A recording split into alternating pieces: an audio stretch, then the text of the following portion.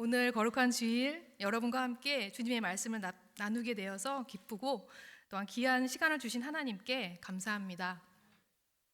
저는 모태신앙으로 학교는 결석해도 되지만 주일 예배는 절대 빠지지 못하게 하시는 부모님 밑에서 자랐고 감리교 신학대학과 감리교 신학대학원을 졸업하고 지금은 한동대학교 안에 있는 한동 글로벌 학교에서 중고등학교 학생들의 신앙교육과 주일 설교를 하고 있습니다. 오늘 저는 여러분과 마가복음 14장에 나오는 향유 부은 여인 이야기를 나누려고 합니다. 이 말씀은 제가 대학원에서 신약신학을 전공하면서 졸업 논문으로 썼던 본문이기도 합니다.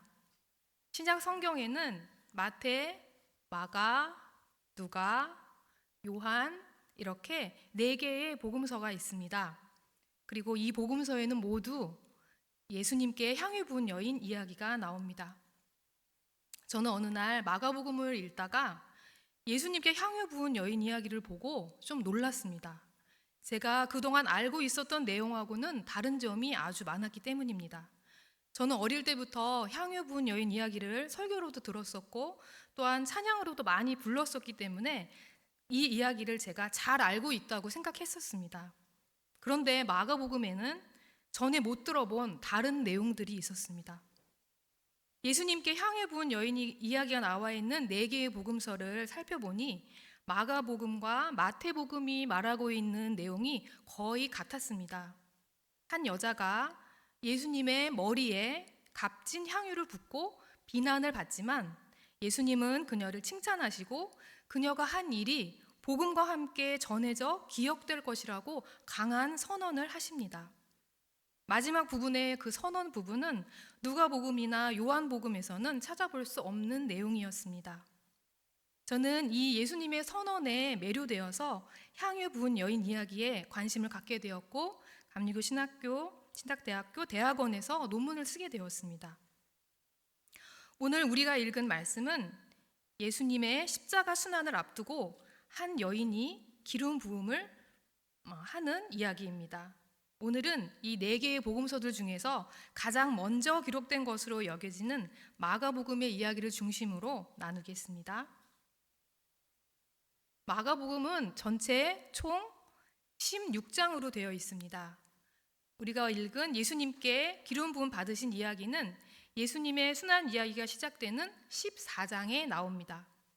기름 부음은 예수님의 죽음이 다가오는 그 시점에 일어났습니다. 이때는 유월절과 무교절이 얼마 남지 않은 시점이었습니다.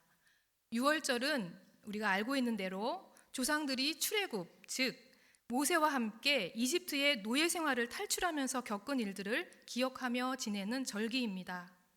이스라엘 사람들은 출애굽할 때 하나님이 애굽에 10가지 재앙을 내리셨습니다.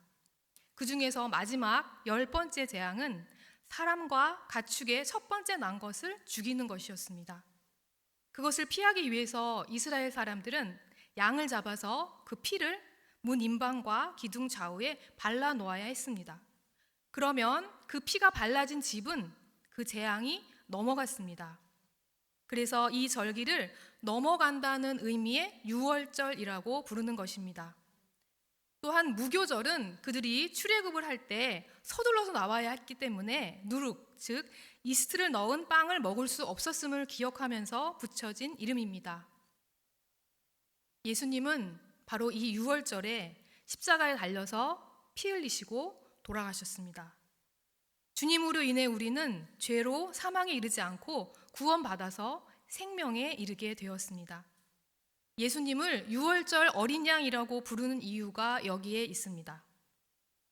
오늘의 본문은 앞서 말씀드린 대로 예수님이 잡히시고 십자가에서 고통당하시는 이야기를 담고 있는 순환설화가 시작되는 마가복음 14장에 나옵니다.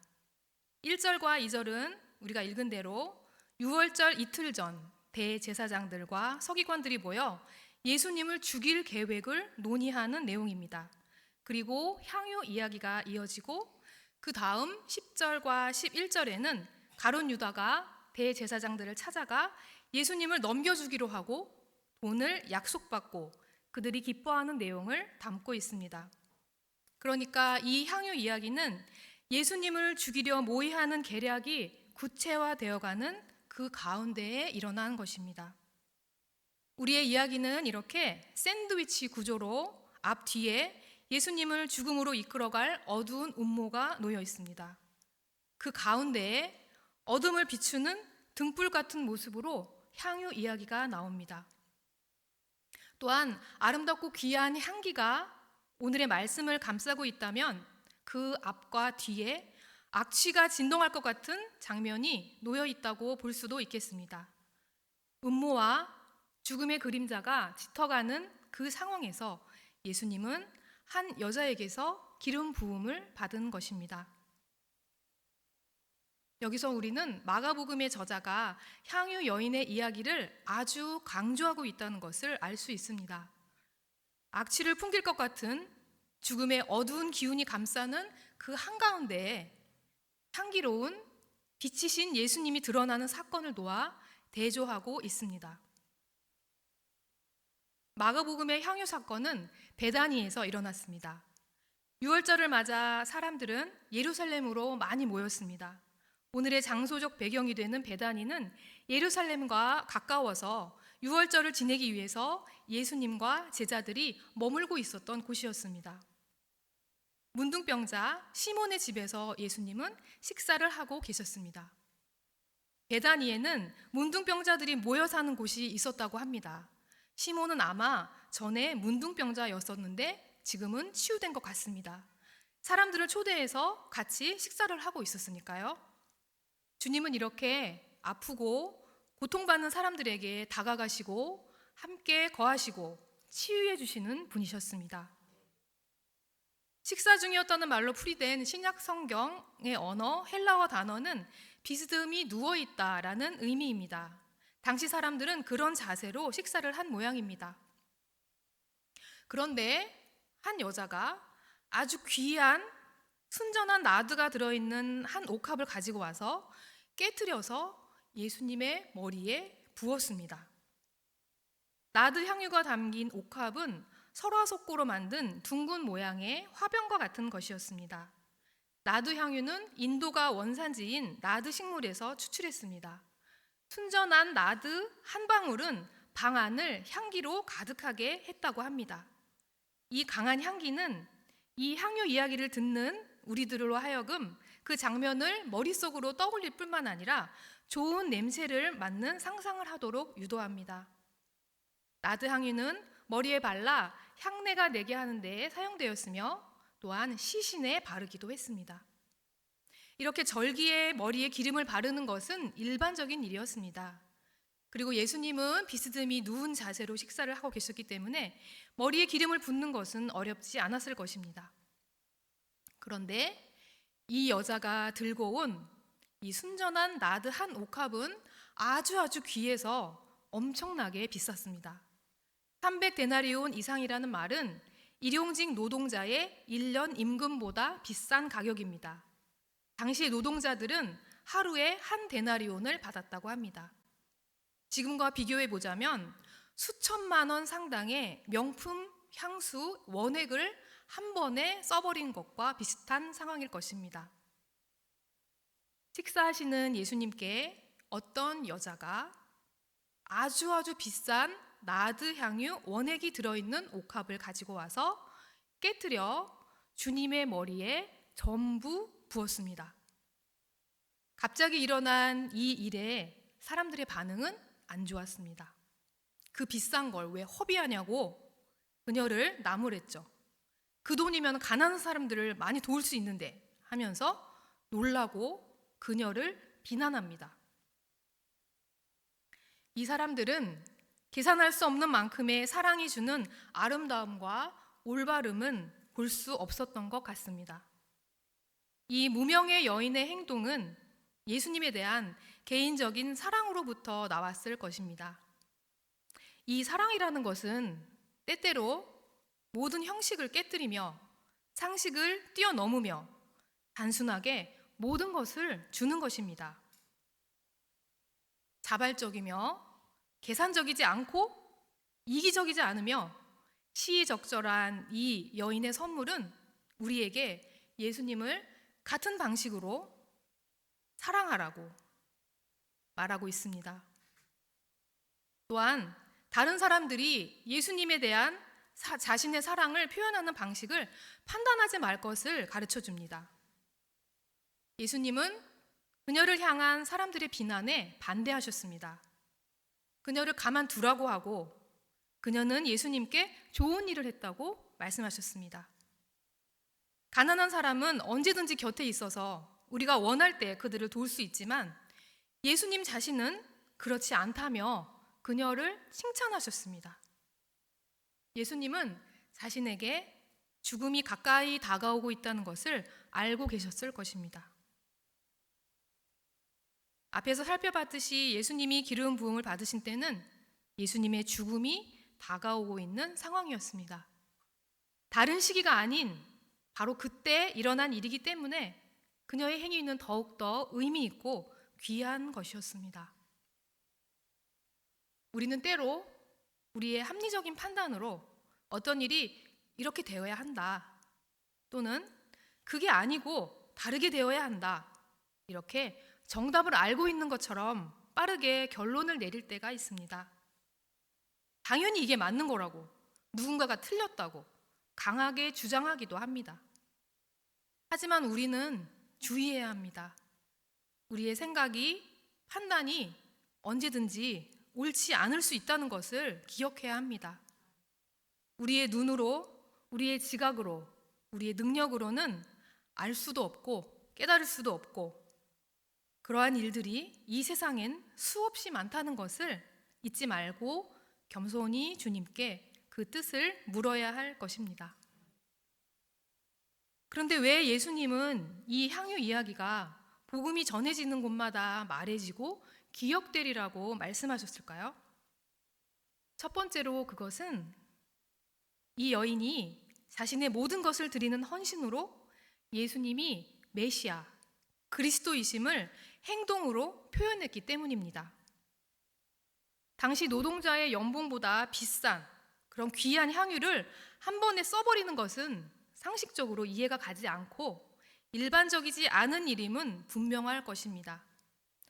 하지만 그녀에게 예수님은 그런 상식과 이성적 판단을 벗어난 존재였을 것입니다. 그녀에게 예수님은 그 무엇보다도 바꿀 수 없는 귀하고 소중한 분임을 그녀는 행동으로 보여주었습니다. 그녀의 행동은 말 그대로 예수님을 기름 부음 받은 자, 그리스도 메시아임을 드러낸 일이었습니다. 메시아는 히브리어로, 그리스도는 헬라어로 기름 부음 받은 자라는 뜻입니다. 구약시대에 기름 부음을 받은 사람은 예언자, 제사장, 왕이었습니다. 이들은 예언자나 제사장을 통해서 머리에 기름 부음을 받았습니다. 이것은 하나님이 그들을 선택하셨다는 것을 의미합니다. 이것은 하나님이 그들을 통해서 일하신다는 뜻일 것입니다. 그리스도이신 예수님은 예언자나 제사장이 아닌 이름 없는 한 여인에게 기름 부음을 받았습니다. 예수님은 이 세상의 어떤 가장 비싼 향유보다도 더 귀한 분이셨습니다. 우리는 그녀가 예수님께 한 일이 아름답고 귀한 일인 것을 알 수 있습니다. 그러나 당시 사람들은 그렇지 않았습니다. 이 여인이 한 일의 가치를 알아본 사람은 예수님밖에 없었습니다. 예수님은 그녀가 자신의 모든 것을 다해 주님을 경배했음을 알았습니다. 예수님은 그녀가 한 일이 복음이 전파되는 곳마다 전해져 그녀를 기억할 것이라고 선언하셨습니다. 아주 값진 향유를 주님의 머리에 부어 자신의 모든 것을 드리는 헌신을 보여준 여인의 행동은 모든 그리스도인의 모범이 될 것입니다. 그 여인은 아무런 이름도 남기지 않았지만 아름다운 행동의 기억을 남겼습니다. 값진 사랑에 대해 사랑으로 갚는 것은 정말 기억할 만한 일이며 제자들이 추구해야 할 가장 큰 목표일 것입니다. 두 번째로 예수님께서 향유 이야기가 복음과 함께 말하여지고 기억되리라고 하신 이유는 이 사건이 예수님의 십자가 사건을 떠올리게 하기 때문입니다. 옥합에서 쏟아진 값비싼 이 귀한 향유는 예수님이 십자가에서 흘리신 보혈을 떠오르게 합니다. 그녀의 행동은 십자가에서 보여주신 예수님의 사랑을 상징적으로 보여준 것이기도 합니다. 귀한 향유 옥합을 깨뜨려서 낭비하는 것 같은 모습으로, 어쩌면 이해할 수 없는 행동으로 비춰줄 수 있는 사건을 한 여인이 일으켰습니다. 예수님은 자신의 몸을 깨뜨려 무엇과도 바꿀 수 없는 귀한 보혈을 흘리셨습니다. 이해할 수 없는 사건입니다. 주님의 귀한 생명이, 귀한 피가 왜 그렇게 버려져야 했을까요? 사람들은 이해하지 못했을 것입니다. 더 오래 계시면서 치유와 말씀으로 사람들 곁에 계시는 게 훨씬 더 유익하지 않았을까요? 십자가로 인해서 사람들은 놀라고 울며 어쩌면 분노하며 있을 수 없는 일이라고 원망하고 또 두려워하며 주님이 그리스도이심을, 사랑의 왕이심을 의심하며 떠났을지 모릅니다. 마가복음은 70년경에 쓰여진 것으로 여겨집니다. 이 시기는 예수님을 보고 직접 만났던 사람들이 점점 죽어가고 있고 그리스도인들은 박해받고 있는 때였습니다. 그런 상황에서 마가복음은 기름 부은 사건을 강조하며 예수님이 진정 누구인지 말해주고 있습니다. 예수님은 십자가를 지신 고난받는 그리스도, 메시아임을 말하고 있는 것입니다. 십자가 사랑은 신비입니다. 하나님은 하나님의 방법으로 일하십니다. 우리의 삶에는 우리가 이해할 수 없는 그런 일들이 이해할 수 있는 일보다 훨씬 더 많을 것입니다. 낭비된 것 같은 이 귀한 향유는 십자가에서 흘리신 주님의 귀한 보혈을 떠오르게 합니다. 값진 향유에 비할 수 없는 소중한 주님의 보배로운 피는 우리를 구원하시고 주님의 자녀로 삼아 주셨습니다. 세 번째로 향유 이야기는 하나님께서 예수님의 죽음과 부활을 미리 준비하셨음을 보여줍니다. 예수님은 물로 세례를 받으시고 주님의 사역을 시작하셨습니다. 그리고 기름 부음을 받고 순환의 길을 걸어가셨습니다. 세례 요한에게 세례를, 이름 없는 여인에게서는 기름 부음을 받으셨습니다. 세례를 받고 세상에 나아가 하나님의 복음을 전하시고 제자들을 부르시며 하나님이 명하는 삶을 살았던 예수님은 기름 부음을 받고 고난과 십자가 죽음의 길을 받아들이셨고 그 길로 걸어가셨습니다. 그리고 부활하셨습니다. 주님이 가실 죽음과 부활의 길을 기름 부음으로 예비하여 하나님의 손길을 전해준 여인의 모습은 아름다워 보입니다. 또한 그 시간은 무엇과 비교할 수 없이 귀하고 소중한 순간이었을 것임을 우리는 짐작할 수 있습니다. 우리는 이 사건을 통해서 우리도 하나님의 섭리가 이루어지는데 쓰임받는 소중한 사람이 되기를 바라게 됩니다. 우리는 때로 우리가 주님의 자녀로 사랑받고 있고 또한 주님의 일을 하는 중이라는 것을 잊을 때도 있을지도 모르겠습니다. 하지만 우리도 모르는 사이에 주님의 손길로, 주님의 향기로, 주님의 눈길로 하나님의 일을 하고 있는지 모릅니다. 우리 안에 사랑이 있을 때, 우리가 사랑 안에 있을 때, 우리가 우리의 죄를 회개하고 우리가 미워해도 될 것 같은 사람들을 용서해 줄 때, 우리가 주님의 눈으로 세상을 바라보려고 할 때, 그러할 때 우리는 우리 자신을, 우리의 자녀들을, 우리의 가족들을, 또한 이 땅의 아이들을 사랑할 수 있을 것입니다. 그런 사람이 사랑의 향기를 풍기는 하나님의 사람일 것입니다. 오늘 예수님께 향유 부은 여인에 대한 이 말씀을 나누면서 저는 여러분의 자리에서 하나님의 사람으로서 살아가기를 간절히 기도합니다. 우리가 어떤 상황에 있든지 우리는 알 수 없는 신비로운 손길로 우리를 언제나 인도하시는 하나님께 사랑할 수 있는 용기와 지혜를 간구하시고 거저주시는 선물로 하나님께 받으시기 바랍니다. 그리하여 주님이 주시는 사랑의 향기로 하나님 나라를 확장하는 우리 모두가 되기를 간절히 소망합니다. 기도하시겠습니다.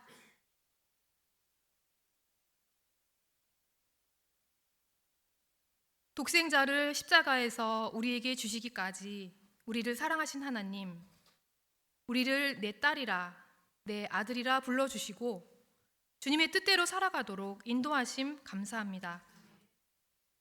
때로 알 수 없는 우리의 미래로 인해 주님께서 주신 구원과 평안을 잊고 불안하기도 한 연약한 저희를 불쌍히 여겨 주시옵소서. 주님의 머리에 귀한 향유를 부어 주님의 십자가 순환과 부활을 준비하시고 예수님이 기름 부음 받은 자, 메시아, 그리스도이심을 선포하게 하신 하나님, 그 아름답고 세심하신 섭리에 놀랍니다. 주님, 저희도 이 여인처럼 하나님을 마음을 다해 사랑하고 주님이 예비하신 일들을 이루어지도록 돕는 주님께 쓰임받는 사람들이 되게 하여 주옵소서. 나 자신만을 생각하는 것이 아니라 이웃을 돌아보게 하옵소서. 자라나는 아이들을 아끼고 사랑하게 하옵소서. 나의 뛰어남만을 보는 것이 아니라 자신의 나약하고 추한 모습도 안아주고 다독여주며 받아들일 수 있는 저희가 되게 하옵소서. 그리하여 우리의 어리석음과 낮음도, 남의 거짓과 이기심도 주님의 높은 뜻 안에서 용납하고 이해해 줄 수 있는 넓고 깊은 사람이 되도록 인도하여 주옵소서. 우리가 주님께 용납될 수 없는 죄인임에도 불구하고 우리를 안아주시고 사랑으로 받아주심을 늘 기억하고 감사하게 하옵소서. 그리하여서 우리가 친구로 받아들일 수 없다고 생각하는 사람도 인정해주고 미워하지 않을 수 있는 마음을 조금이라도 가질 수 있도록 우리를 변화시켜 주옵소서.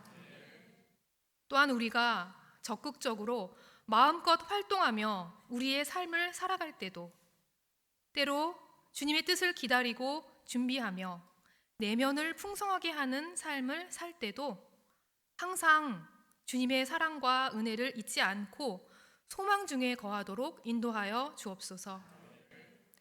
우리에게 주신 오늘을 기쁘고 감사하게 살며 매일의 삶 속에서 조금씩 주님을 닮아가게 하옵소서. 그리하여 사랑이 가득한 향기로운 삶이 되게 하옵소서. 모든 말씀 우리 주 예수 그리스도의 이름으로 기도합니다. 아멘.